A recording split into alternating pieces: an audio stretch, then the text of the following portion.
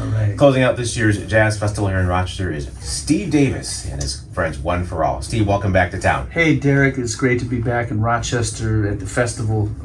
Such a wonderful festival here over the years, so it's always a pleasure to be here. So you got two family projects, one with your musical family, one with your actual family. Yes. Let's talk the musical family first, One for All. What's the name of the new album? Yes, it's called Big George on the Smoke Sessions label, and of course in reference to the great George Coleman, who played with us three tracks on the session. All of us have known George for many years, and he's been a real mentor and supporter of One for All. And he and Harold Mayburn both were very close with everyone in the band over the years. So it was really an honor to have him on the session. That being said, what's it like to having an elder like George Coleman be a part of the One for All family? It's an honor. It's great, very inspiring, but also very natural. We've known Big G for many years and played together on so many occasions, and it was very common years ago in the 90s, 2000s, where he would come to hear the band. And of course Eric Alexander is a main protege of George's, but Joe Farnsworth was in his band for many years. Jim Rotundi was in his band, so we all know George Hazeltine and I as well. And he would come and listen to a set of ours, and then he would tell us the changes. Like he literally told me once about a song of mine called I Found You, and he said, "Hey Stevie," he said, "now that bossa nova of yours, now it's in B major and the first chord is D flat minor over G flat," and he just proceeded to tell me the chords. Wow. Just from hearing one performance of it. This was in maybe 1997, and of course I was honored and floored by that. And sometimes I remember Eric Alexander just handing his horn to Mr. Coleman, and he would just felt like playing. If he didn't have his horn, he'd play with us. So to do a session all these years later was very special. It was really great having him there, very inspiring. Speaking with Steve Davis, we had Jeffrey Keyser on earlier this week. Yeah. Talk about that last generation of being a jazz messenger, and what lessons did you learn from Art? Oh goodness. Well, yeah, Jeff Keyser was there when I was there at the very end. He joined the band several months before I did. I wound up being the very last jazz messenger, if you can believe that.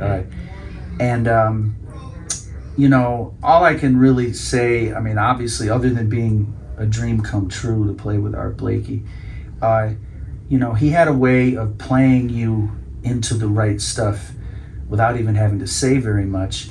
But there were times, especially when I first joined the band, he took me aside once. He was not in front of everybody. He put his arm around me at the end of the set. He said, "Hey Steve, come here." And he was close to me, and he said, "You make your statement, build to a climax, and get the heck out." But he didn't say heck. Yeah. He said, "Simple, right?" And I said, "Yeah, Art." He said, "Well, do it then." And then he went to the bar to greet his fans. And I'm 22 years old. That has stuck with me to this day, 35 years later. How to get to the point. Don't practice on the bandstand.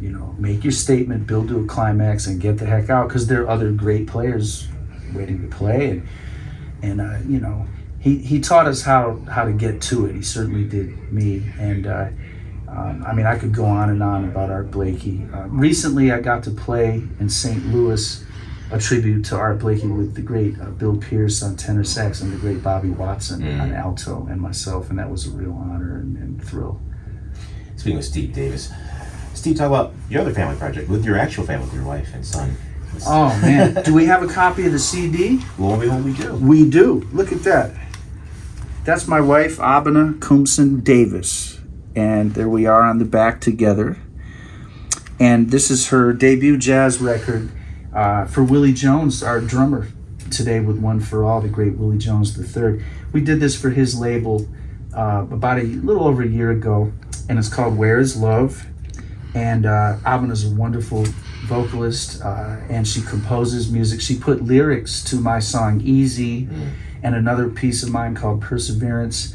She wrote a tune called Abena's Bop, which sounds like it's been around for 50 years. It's this classic tune. So And I'm also thrilled to say that my son Tony Davis, who's a very, very talented jazz guitarist, he plays all kinds of music, but he can really play straight ahead jazz as well. And so Tony's on the project. Our trumpeter today, Josh Bruno, played on 3 tracks on trumpet and flugelhorn on this record. Willie Jones is on it. My dear friend, the great bassist Nat Reeves, plays bass. Rick Germanson, great pianist.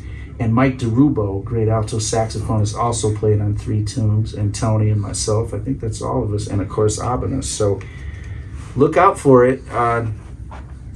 And we're very happy about this. Abena and I have been working together quite a bit in the last few years, and we're hoping to do much more playing together. So, Well, Steve, thanks so much again for spending time with us today. Really appreciate it. Derek, thanks for having us. Thank you, Rochester Jazz Festival. You guys rock. Thank you.